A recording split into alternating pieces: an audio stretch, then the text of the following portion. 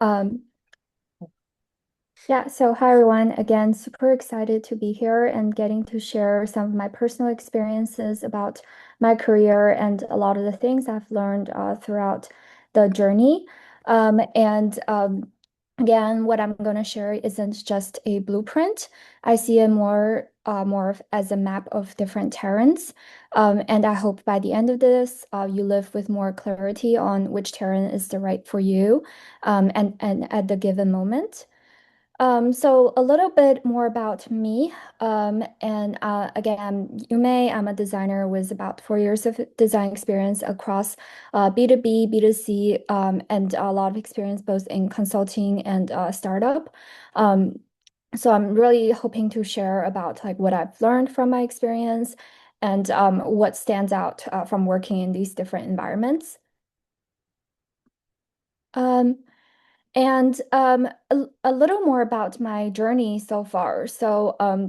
I actually had a background in UX and cognitive science, where I studied design at UCSD. And during school, I had a lot of chance to intern both in China and the US, and which gave me a lot of early exposure to different work environments.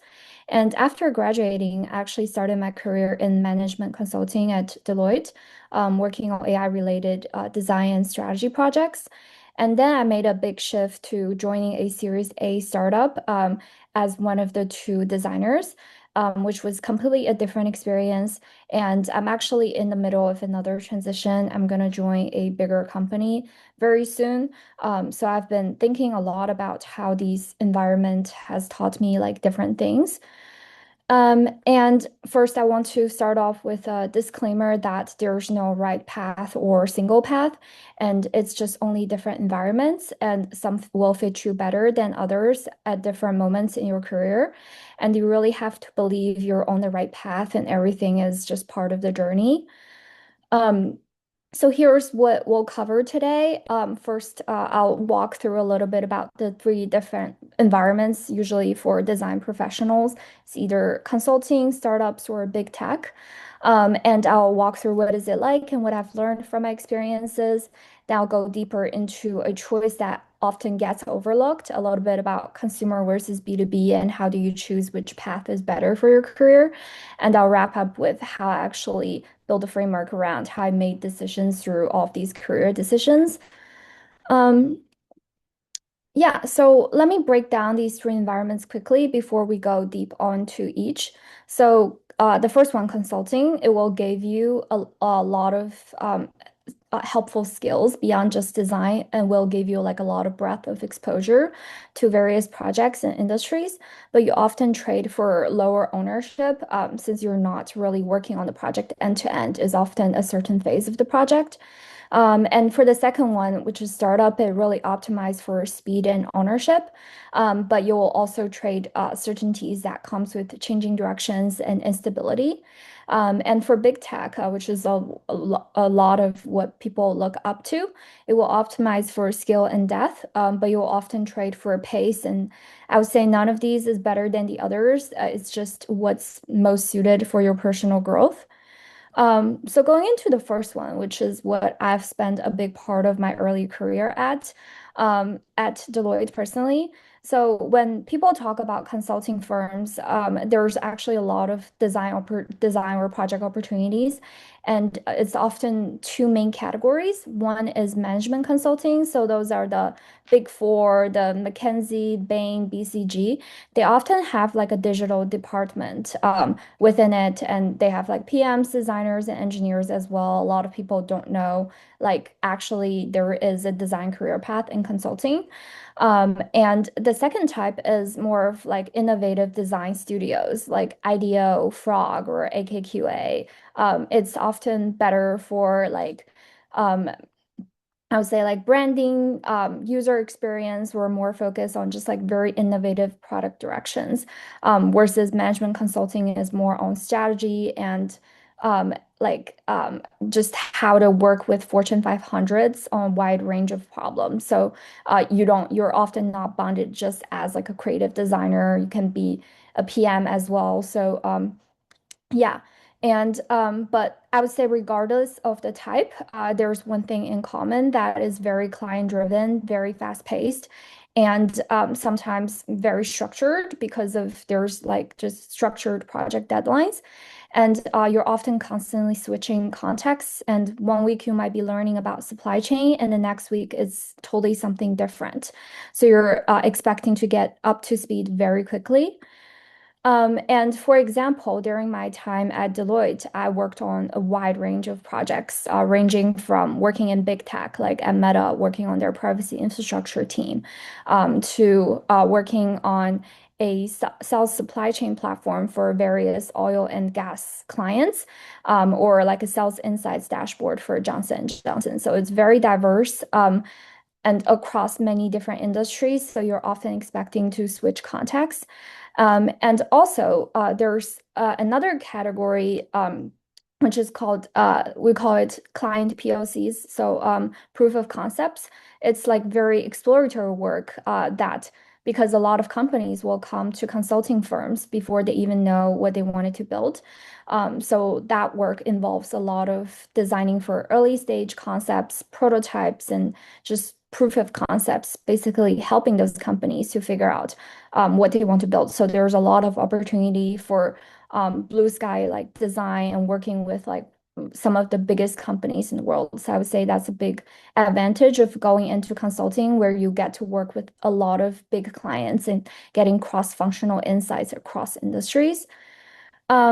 And also, I want to speak about one of the biggest myths about consulting is that it's a lot of deck making. And I would say that's not 100%. It's about 30% of our work. We definitely build a lot of decks, and especially for client presentations and proof of concepts. But the rest of it is actually much more dynamic than people expect. The day-to-day, it's very fast-paced. There's always a client deadline coming up, and projects are often breaking down into tight phases. So you're constantly working towards the next deliverable. And also because every project is quite different, you ended up doing a lot of context switching. For example, you might be learning about one industry this month, and you will switch to another project in the next. So it really requires a lot of adaptability as well as ability to navigate ambiguity. And I think what it really teaches you is how to learn very quickly and how to operate even when things aren't fully clear yet. And the concrete example was when I joined a project with an oil and gas retailer. It's called Quick Drip. They're one of the biggest gas retailers in the South. And I came in the project halfway through and was responsible for leading sort of the research phase, helping the client to figure out what are the user needs and what do a supply chain platform would look like. So at the beginning, I was honestly pretty lost because the project has been going for an extended amount of time, and there was a lot of unfamiliar terminology in the industry, and it was just itself a very complex system. So my manager basically just threw me a 200-page white paper and said to tell me to figure it out myself. So I had to spend a lot of time reading through that paper, understanding the different technology terminologies, and during client interviews, I had to record a lot of those sessions and review it later to really understand what are they talking about, and breaking down all those conversations and turning those into clear insights, making things like user journeys, structure synthesis, and also leading workshops with the client to really uncover what they need. So I would say that's something actually stood out is there's a lot of expectations on you have to understand those terminologies very quickly, getting onboarded onto projects in a very short amount of time. And but there's also a lot of opportunity to work with different kinds of clients, facilitating discussions, aligning stakeholders, and which will give you exposure to skills beyond just typical design work.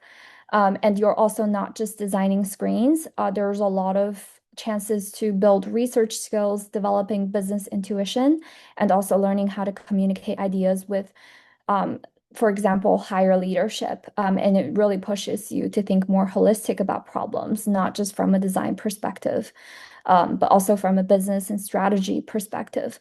So I think that's actually something really stood out is having the ability to lead a lot of workshops at at early stage of my career, which I think is often less often if you work in big tech, for example. So in summary, I think the three biggest thing I learned in consulting, the first one is definitely communication. You learn a lot about how to present to leadership, structure complex ideas clearly, and also communicate in a way that actually persuade people. There's a lot of opportunities to persuade because you have to convince your client that what you're trying to propose is right. And since it's coming from two different perspectives. And I think the second one is also stakeholder management. You will get very good at reading the room, managing different perspectives, and aligning people who often have just competing priorities. And I think the third is navigating ambiguity because you're constantly breaking down unclear problems and building frameworks from scratch. It really allows you to go beyond just your day-to-day design and really think through how to be a product builder and how to communicate and persuade your ideas when presenting to like leadership. And I will also be honest, I think speaking of the cons, the you can really see the long-term impact. I think that was one of the most frustrating thing working at consulting because I was switching on and off projects constantly. You will just hand off the deliverable and move on. And there was definitely moments where I questioned myself whether I was actually building anything. But I think what I was learning from that is consulting is really a good place where you can build a lot of exposure across industries and cross functionally. It's the best place to help you found to get breadth instead of depth into a project. So I found it especially valuable for people who's early in their career and still trying to figure out what exactly they wanted to do. Like, for example, they don't know what industries they should go in, whether they're more interested in consumer or business products. I think, or even if you want to be a design or a PM or engineer, if like just don't know what you wanted to pursue yet, I think it's the best place to help you build that, help you to explore because there's some momentum that you can switch. Like, for example, if you're tired of being a design, there's opportunities you can switch to a PM role since the roles are less defined and it's very project based. So if you're that kind of person, I think consulting is a great place to start your career. Um, and moving on, now I'll speak a little bit about startups and what is it like, since that's where I'm currently spending a lot of my time, and including my current company, Orby, which was recently acquired. And I think what I learned is it's often said there are no clear role boundaries and you're wearing multiple hats. And also the processes are messy and things can really break constantly. So I think also startups varies a lot by stages. For example, at the seed stage or Series A or like earlier, the biggest challenge is often finding like product market fit. So you're figuring out like what to build and whether people will actually use it. And as companies grow into later stages, things can become more stable, but you'll often trade for more ownership in the process. So for me, I worked in a Series A startup, so there was a lot of 0 to 1 building, quickly building, testing ideas, and iterating based on fast feedback loops. And also, there were not very clear boundaries. Often finding myself doing product work, working very closely with the PM to conduct market research. So I think that really helps me to make my skill sets more well-rounded, not just focusing on design. Very similar to like what I've learned at consulting, but like definitely more focused on building just one single product. So having more face time, like just thinking through that industry. Um, and a good example was of this is that we really have to design with very fast speed. So when I first joined my current company, I was under a lot of pressure to build a workflow builder for technical enterprise users to create automation workflows. And the timeline was also extremely tight. We had to design about 2 to 3 weeks, and engineering had about 4 weeks to build it. So we're aiming to launch in roughly 2 months, which is a very tight timeline given this is a 0 to 1 product. And I had to move very fast here I basically left myself with a very limited time to do rapid research, finding resources on platforms like Upwork to conduct like market and user research. And while I was also designing screens and working with the PM to figure out requirements and already handing off some of the designs to engineering very early on so they can start building on the foundations. Basically, we didn't have the luxury to fully map out every flow. Um, and Also the product requirements were especially vague. Like we're always like figuring things out as we build and trying to launch the product. So it was a constant balance between building and figuring things out. And I think the three core muscles I developed from that is first a lot of ownership.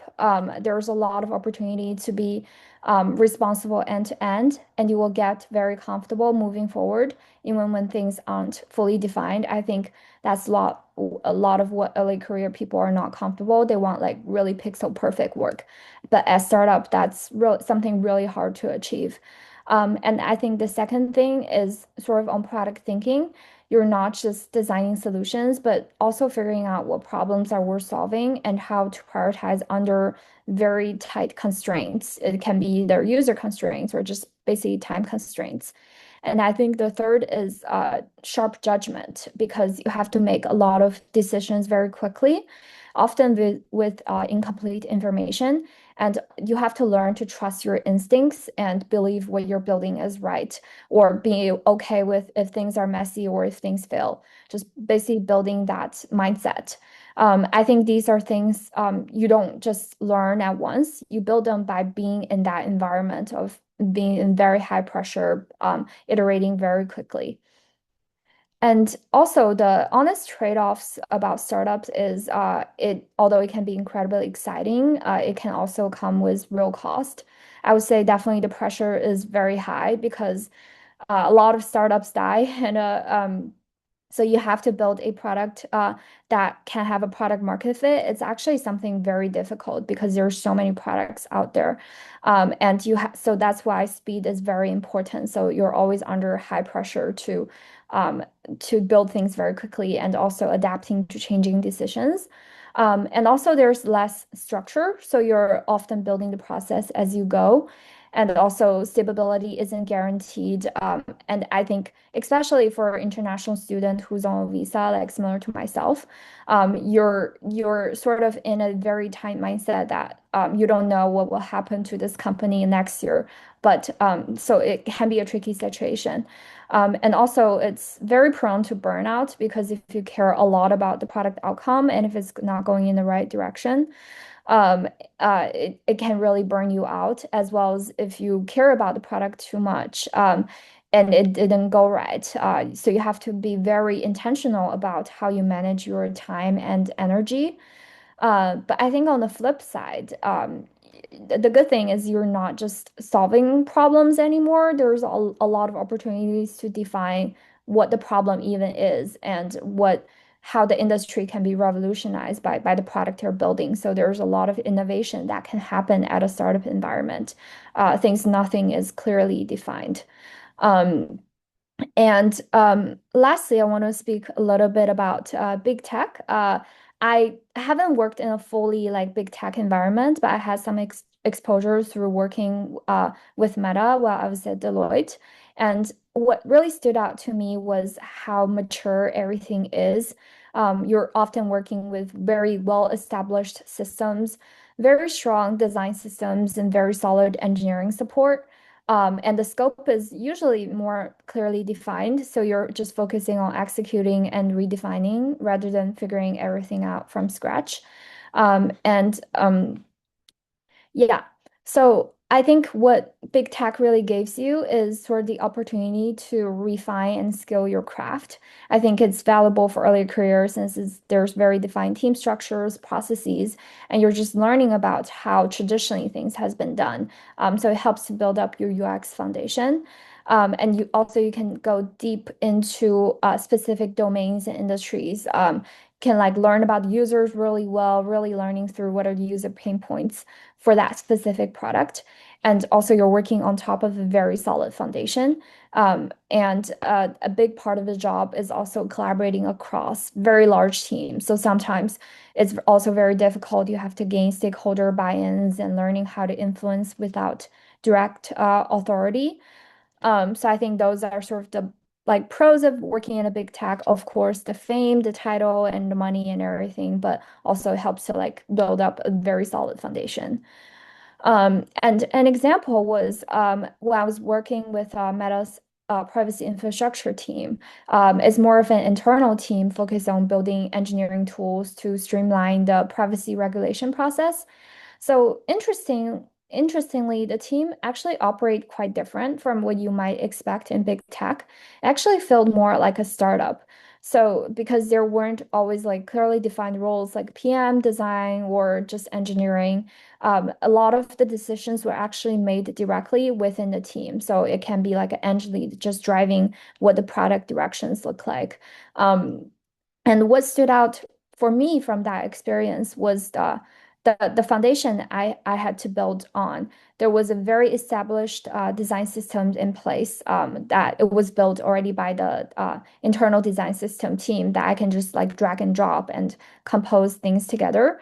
But also I had the opportunity to build on top of that system, building a specific system for the product that I was working on. So it makes sure the UI part easier. It still challenges a lot on the UX as you have to think through how to really make sense, like make a product that is so complex, but also makes sense for the engineers to use. But I would say every like big tech, there's lots of different teams, and every team is very different. For example, for more of a client-facing project, there's going to be more rigorous review process, and design decisions often require much longer time to be made. So comparing across all of these different environments, so I think, for example, consulting a lot of polished slides, that's presentations to clients. Startup, I rarely make any slides. Decisions are easy. You can just show your Figma screens or even half-formed sketches to your colleagues to get things started. And for big tech, there's a lot of meetings for sure to make a decision. You have to chat with every cross-functional stakeholder. And startup is often without having to meet, or a lot of the meetings are, it's not very well scheduled. It can just be people coming in a room and start talking about that for a day or 2 days, or just very quick sprints and decisions are made during that time. And last contrast is the difference between consumer and B2B products. For consumer products, you really want to make people love it. And for B2B, most of the time you just make it work. And that sort of leads to the next topic I'm going to talk about, which is the difference between consumer and B2B products, and why I think early careers or people who have just started, they have to think very intentionally about which track they wanted to choose, because I've been starting to realize that it becomes more difficult as you go deeper into your career to really switch between these paths. And because I think a lot of people are less familiar with B2B products, since most student projects are just focusing on like consumer products. But I would say in reality, like these two are quite different. And it's really important to start thinking about where your strengths might fit better. For example, do you enjoy designing for user behavior or emotion, or do you prefer working through complex systems? And I think these matters a lot for like early experiences, because your experiences can build up from the past. And for example, if you had a B2B projects, likely more B2B companies will come to you and interested in what you're doing. So I think you have to be very intentional in picking the track that you're choosing, and choosing the track. And in addition to just which kind of companies you wanted to work. So I won't speak too much. I think most people are familiar, but basically, I think the core difference between consumer and B2B products is for a consumer, it's what you will use on a daily basis. It really optimized for a lot of emotional delight and simplicity. And user drops off if they don't like a single thing. So the visual design have to be very strong, and you have to think a lot about user behavior and human psychology. Versus on the other side, which is B2B products, I have a lot of experience working on, is often optimized for efficiency, workflows, and also often very complex. Um, companies bought it, so people don't have a choice to use it. So a lot of the problems in that space is really helping people to get their work done, and a lot of problem solving on thinking through that complex problem. So the key skill sets required is really being able to understand that complex problem space deeply and understanding the stakeholders you're designing for. And I think some advice on how do you choose between consumer and B2B. So I think a rule of thumb is if you're really drawn to understanding human behaviors, crafting really polished experiences, and also seeing immediate feedback, I think consumer might be the better fit, since there's going to be a lot of emphasis on visual appearances and also like just basically if it can like attract people. But if you enjoy working through complex systems and solving very messy problems and also designing for expert users over longer cycles, I think B2B might actually suit you more. I think neither is better, but they just build different muscles. And it's very important to be very intentional about which things you really like and which path you wanted to go, even like when you're trying to make decisions, finding your first internships or first like one or two jobs, because it can really determine where you ended up for the rest of your career. Um, and lastly, I want to speak about a simple framework that I use for every transition.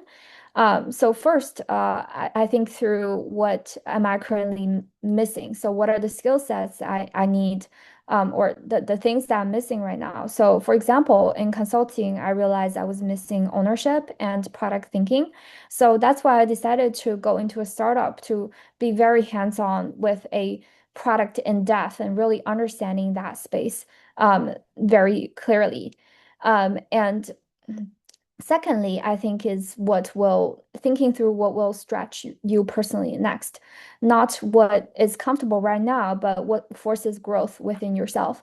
For me, I think that meant a lot of moving. That meant moving into a startup where I had to take on much more responsibilities and really having a lot of ownership and getting to be in product management shoes a little bit. That was something I was personally interested in because I believe designers also need to have very strong product sense. And in the future, like people can just be builders instead of having like very clearly defined roles. And I think the third thing I've been thinking through is, and I think the most important thing is where do you want it to this of your career to lead? So like thinking through in 50 years, what kind of person you want to become? Do you want to become a leader or just a very great IC or like what specific industries and what kind of impact you wanted to make? Can I just watch them? Yes. Hello?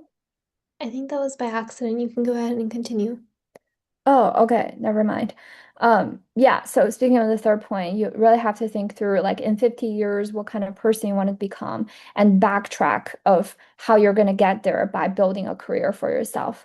Um, and I think you don't have to stick to a specific job title or specific directions, as long as you're moving closer to being the person you want. And for example, building real products or working with emerging spaces like AI. So these are sort of the three things I think about when I'm choosing where do I want it to be for me next. And I think here's the core framework I wanted all of you to walk away with, that you're not just choosing a job, but more of choosing an environment. So when you're looking at job offers or internship opportunities, you really have to choose an environment that shapes you in different ways in a way that you want it to be. And there's no right or wrong questions. There's not one thing better than the other. It's just what gives you like what you want next.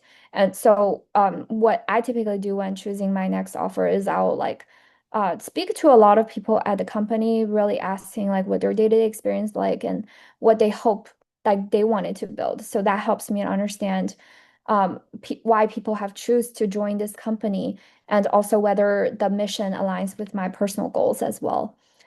Um, and when I look, if I look back at my path, and I think it wasn't much about chasing titles, it was more about stacking different kinds of skills.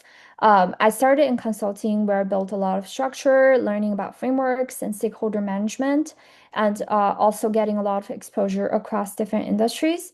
Then I decided to move into startups where I focus on a lot of ownership and building things from 0 to 1 and as well as develop very strong product thinking and taking more risks. And now I choose to work in AI or sort of working in AI startups that it feels like stepping into new frontiers where the problems are less defined and the design space is still evolving. So there's a lot of opportunity to really define what the future can be or how to like really design for them frontiers. And I really think life is not, it's just a journey, and you have to try everything out to figure out what you like or you don't like. So don't be fearful if you feel like you made a mistake in your career. It will actually like help to benefit you in the long run. And very close to the closing note. So when I started to pondering me like 4 years or 5 years ago when I was still a college student.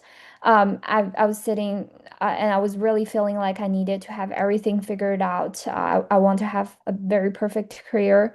But I think stating back, like thinking back, there was actually no right path. And I just had to find it, like what's the best for me. And like what works for me, and everything is valuable throughout that process. It's just the goal is more of to keep moving forward and to learn things and be in environments that help you grow and growing step by step. So I think really you have to trust what path you're on will make sense. And of course, looking back many years later, you will believe that path actually makes sense. Um, yeah, so that's sort of the end of my talk. Again, I'll welcome any questions and really thankful of everyone being here. You can, if you are interested in chatting or knowing more about my experience or just getting personalized like career feedback, I'm happy to do that. You can hit me up on LinkedIn by searching my name. I'm also based out of the Bay Area, so if you happen to be in the area, I'm always happy to conduct coffee chats with anyone, just sharing experiences and getting to know more people. Yeah, and thanks again, and welcome any questions or anything that you would like to hear more about, whether it's specific to consulting or startups. I'm happy to share more about my experiences or career advice. Thank you so much, Yumei. That was really, really insightful. I know that that was really beneficial for me, and just hearing about your personal experiences was really, really intriguing. There are a few questions in the chat, if you want to go through those. Yeah, for example, I couldn't find, I'm sorry, I couldn't find that window. Let me stop sharing so Yeah, I no can, okay. worries. Um, Okay, if you I scroll, see. yeah. Yeah, so I saw first, I saw Matri's question. I have an MBA and are now pursuing my second master in UI UX. And how to pitch my profile for consulting roles. Where do we get information about UX and consulting? That's a great question. I think consulting firms love MBA people. Like they actually offer opportunities for you to, they will pay for you to go to MBA and they just love MBA people. So I think if you just simply apply, like your profile will really stand out since they just love people from business backgrounds. But also, I know a lot of firms come on campus and host like talks. So those are the best opportunity to connect with like recruiting people. Actually, for me, how I found my Deloitte job was they came to our campus and were interested in recruiting a couple design folks from our company. And I get to chat with the design managers there, and I was given an opportunity to interview. Um, so if you're interested, please DM me, and I'm happy to provide a couple references or names. But also, I think it's helpful to just go to those events or just simply reach out on LinkedIn. I think your profile will really stand out, giving a background both in MBA as well as UI UX. Yeah, and there are specific studios. I can only speak about Deloitte that I know where they are recruiting for design people oft normally. And for Quasi, I see what notes taking app do you use? Name marketing is hard because communication is hard to use emotions. Yeah, I think you're trying to ask about like what a notes-taking app. I use a combination of Granola, and there were some other apps, but I found Granola to be pretty nice that it doesn't like join your meeting and can record notes automatically. But I know there's also other note-taking tools that can like record videos. Yeah. And for Sam, what skills do you think we need to build for consulting, and what are projects should showcase that establish that you can do consulting? So on the first question, I think for consulting, they especially value people who have very diverse background. I think they really value people who like that has like a business degree or like for example MBA. So because consulting is a lot about businesses, so I think that's one. And if you have like specific like PM, design or engineering roles, they often put you in like more specific projects. But often people can find a place like no matter what kind of skill sets they have within consulting. And I think the second skill is actually a lot on communication because we have to do a lot of talking and persuasion. So if you can like really train your skills of how to persuade stakeholders, I think that goes a very long way. And I would say the third thing is probably just like, like, yeah, I think those are like the two most major thing which is you have a very diverse skills and you can show that you really need to like, you know how to adapt very quickly. I think that was something really stood out because you were switching on and off projects very often. Or I think something very valuable if you have more experiences coming in, they actually value people who are like an expert in healthcare or some specific industries because how the consulting ladder goes is when you come in, you will like getting exposure to a lot of different industries. But as you grow within consulting, people often go into more of a specific track, like healthcare, for example, just doing healthcare projects and facing healthcare clients. Um, yeah, so I would say if you have like a very diverse background, or if you have a very specific skill sets within a specific industry and you know so much about that industry, I think that was something that consulting people really loves. And on the second question, I mentioned polished slides for consulting. Any particular format or thinking framework I'd say you have developed for building client presentations? I love that question. I'd say I think formatting wise, because the client or the sort of the people who are seeing those slides are often big leadership within Fortune 500 companies. They're very busy. So if I'm presenting to those people, actually will produce slides that are very concise, just a couple bullet points and trying to use more imageries and visualizations. But if I'm presenting to more of just like the day-to-day stakeholders, they actually love a lot of details because a lot of times you're just like shooting them a slide, not ha really having the opportunity to present. So I would say in those instances, actually, it's going to be very text heavy, trying to have as much detail as that we can have. So I think the key here is really like knowing who you're presenting to and also in which format. So for busy people trying to have less text and making things very clear. For more detail-oriented people or like for day-to-day project communication, trying to have as much detail as possible. So it really depends. And any framework that I've developed for building client presentations. I think similarly as said previously, like I think framework wise, knowing who you're presenting to and what they care the most about.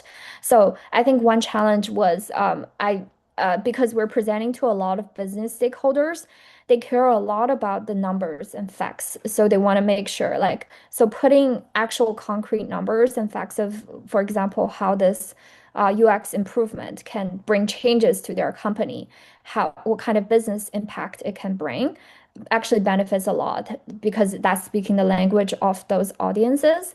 Um, and also, I think what benefits is sort of really like emphasizing on, yeah, like just basically like how that can benefit their firm. I think that's like repeating the point a little bit, but in summary, basically like really emphasizing the business outcomes when you're presenting to a lot of business stakeholders and helping them to understand like why we're making these decisions. I think that's like a big part of how we persuade those clients. Again, happy to clarify if things are still unclear and also always welcome more questions. Yeah, feel free to hop on the mic and yeah, we can have a conversation as well.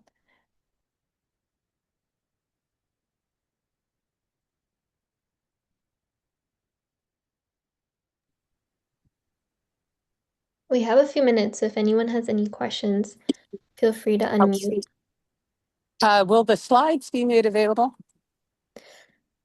The slides won't be made available necessarily, but we will post a recording of this Recording. talk on our YouTube. Okay, cool. And then just really, really outstanding speaker. I just wanted to give you major kudos, stellar. Thank And you. yeah, and all of the shares from my experience are spot on. So everyone, please study this material. Uh, so I'd like to know a little bit more about your startup experience. Mhm. You did share with us some of the pros and cons. What do you think you learned from that experience that has driven you back to a larger company? Yeah, I think what first what I've learned and why I decided to join a larger company is although I had a lot of opportunity ownership, I like really designed a product from 0 to 1. Like I was super proud of it. But also I realized like it's very difficult for early stage startups, especially finding that product market fit process. So I often suffered from like changing directions as things as like, because the market is changing very quickly and especially in the AI industry. Um, and we're just constantly changing directions to adapt to that wave. And it's just a very hard process for us as um, product builders because the things you built can be tossed away in like a couple months, similar to what I think the cons of my consulting experience. So I was really looking forward to build on a more stable product. And so I'm not just like only thinking through who's like what this product is for and who's going to use for it. I already know who's using it and really being able to study them well and build a product that they can use well. So I would say like from a Series B startups before Series B, it's a lot of just figuring things out and a lot of ambiguity. And the frustration point is changing directions and instability. That's why I was hoping to join a bigger company and building on a more stable product. But it's still the company I'm going to join is still in a startup environment. It hasn't gone IPO yet, but maybe close to there. So you're more of skilling the product instead of trying to figure out like if we can build something for a certain group of people. So I think that was why I choose to make that decision and seeing where I didn't like from my past experience and where I wanted to build up next.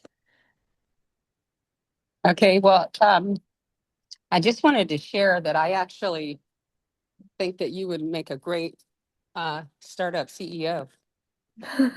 Thank you so much. Yeah, I was thinking of that for the future, but I think I'm still very still relatively early within my career. I think. No, no, no. I think you're right on time. I know people at age 15.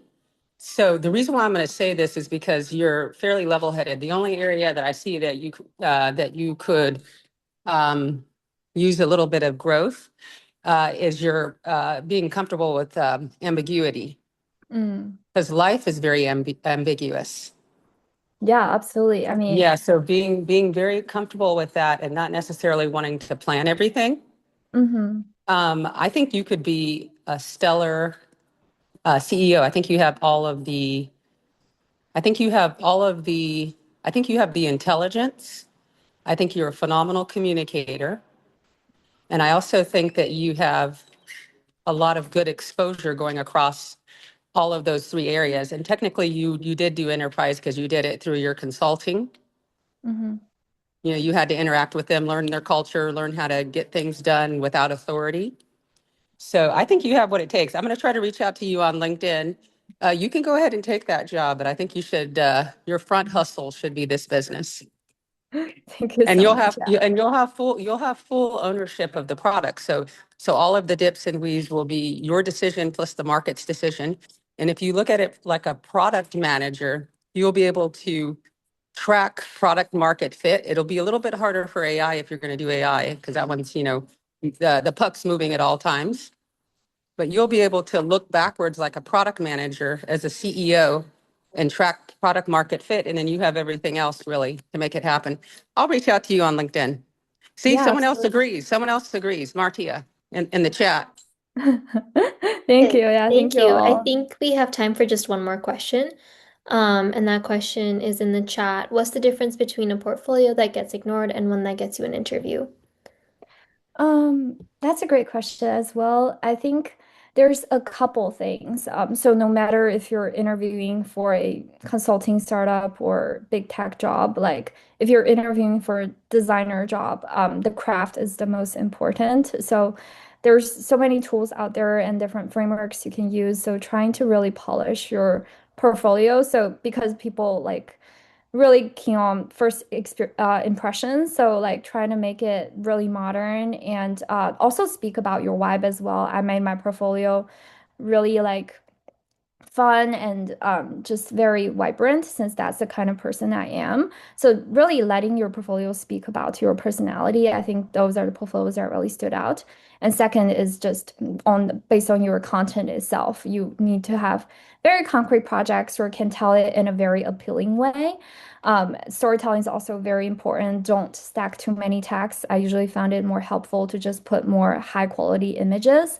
And I think the third thing is be very strategic on what kind of companies you want to find. So after you have like the most basic things, if you wanted to go for a startup, then talk about your product experiences, how you have built things from 0 to 1, even if it's like a passion project. Those are the things that both um, like consulting and startups really look for. But if you're trying to go to a big tech job, speak more about like the impact and metrics and like how you're built thinking of constraints and building on like current systems. So you can be very strategic in what kind of jobs you wanted to go and what kind of content you wanted to put in your portfolio. So I would say, yeah, first hit the two metrics, which is the quality and the appeal of the portfolio. Secondly, is the quality of the content, make it easy to read. And thirdly, is being very strategic on what kind of companies you wanted to go and adapting your portfolio according to that, to what they are looking for.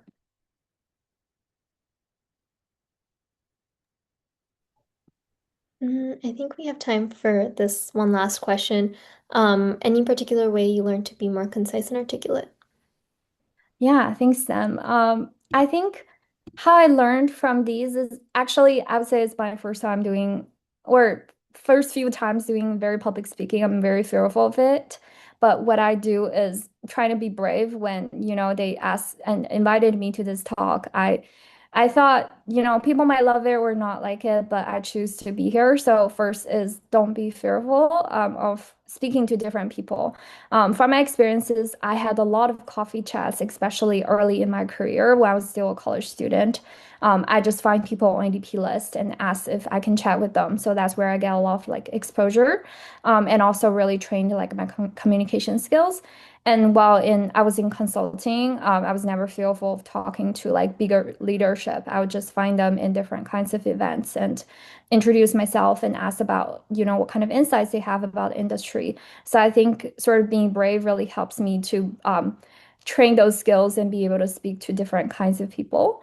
And thirdly, I think it's to do good preparation. I never go talk to people without fully prepared. I search their LinkedIn profiles. I learn about who they are, so I know what topics they're interested in. And also before I make any presentations, I write speaker notes and really prepare it well. So at least I know what I'm going to talk about.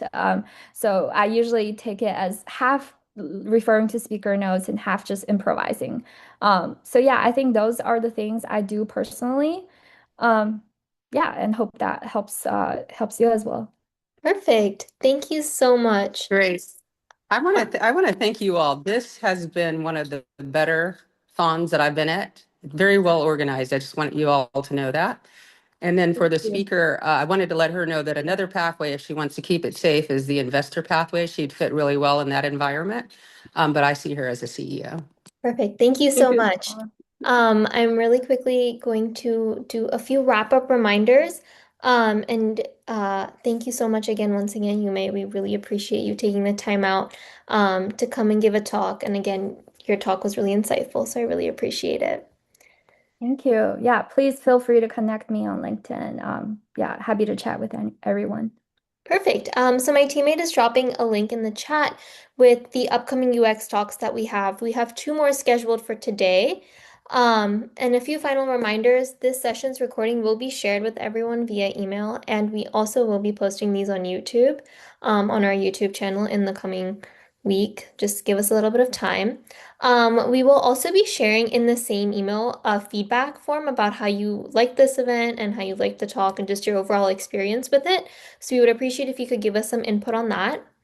And again, if you really enjoyed this session, please share your experience with your connections on LinkedIn or on Instagram, and make sure to tag Yume. And also Dubstech and Design Buddies is just a great way for us to all expand our reach. Again, thank you so much for joining, and Yume, thank you so much for speaking with us. And in just about 6 minutes, we have another talk. So if you are interested in that, please stay on call. Otherwise, you are good to drop off. Thanks, everyone.